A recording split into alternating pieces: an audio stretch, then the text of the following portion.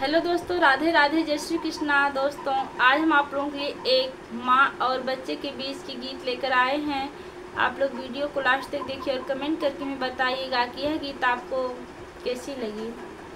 अमृत के धार के हो कितनो पियाए गो माई बिना,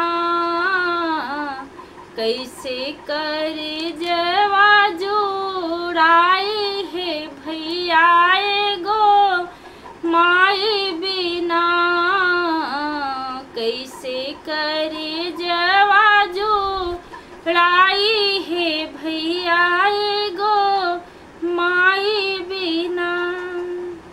दूधवा पियाई अपने अचरा ओढ़ाई गो माई बिना, कैसे करे जवा जोड़ाई है भाई गो माई बिना। अमृत के धार के हो कितनो पियाई गो माई बिना,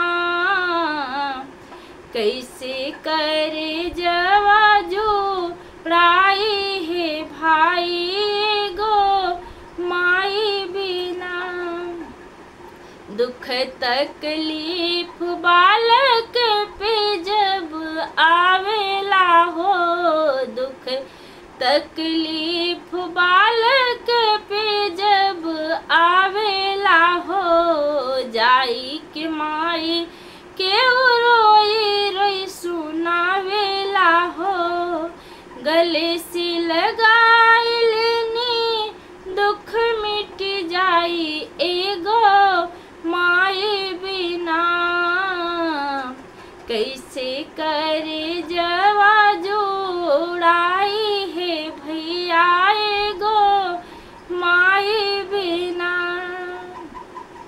बेटा के ऊपर कौनो संकट जे आवेला हो, बेटा के ऊपर कौनो संकट जे आवेला हो, माई के करेजा सबसे पहले फटी जावेला हो, माई के करेजा सबसे पहले फटी जावेला हो।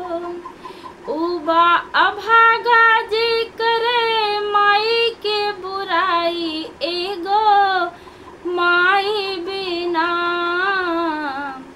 कैसे करे